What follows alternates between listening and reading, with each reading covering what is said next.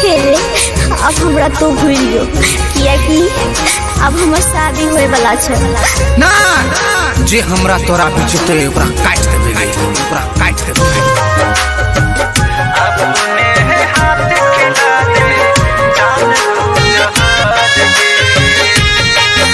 मां Geeta film recording studio बदला road लगमा अपने हाथ खिला दे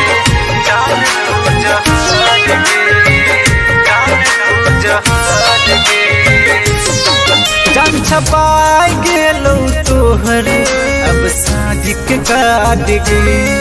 सुनी के हमरो होय छै अब हाथ फैल गे सुनी के हमरो होय छै अब हाथ फैल गे जान छपा गेलो तोहर अब साजिक काट गे सुनी के हमरो होय छै अब हाथ फैल गे चल जब छोड़ी के हो चल जब छोड़ी के तू पिया जी के जोड़ गे अपने हाथ खिला दे जान तू जहर गे अपने हाथ खिला दे जान तू जहर गे अपने हाथ खिला दे जान तू जहर गे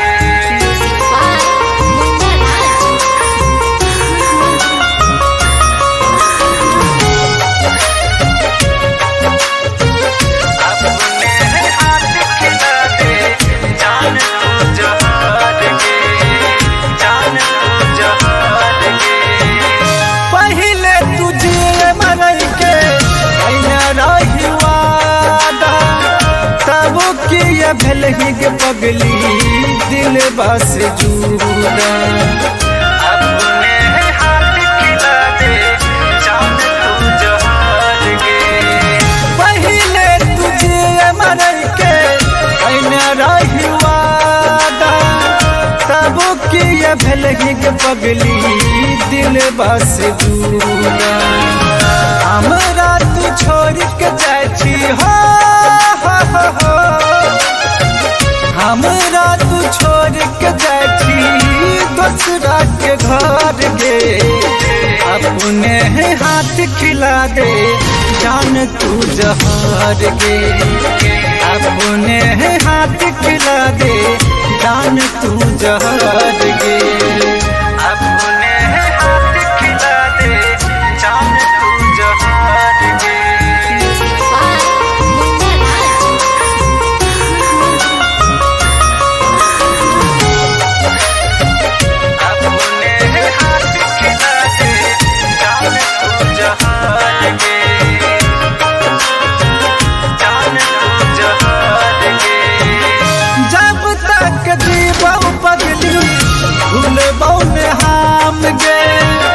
जान तोरा प्यार में भलियो घर में बदनाम गे अपने हाथ खिला दे जान तू जहाज गे जब तक जीवो पगली भूलबो न हम गे जान तोरा प्यार में भलियो घर में बदनाम गे सोनू विभूति के दिल से हो सीखू विभूति के दिल से भागल दूर गे अपने हाथ खिला दे जान तू जहर गे अपने हाथ खिला दे जान तू जहर गे मिक्स वाई सिद्धू सावरिया।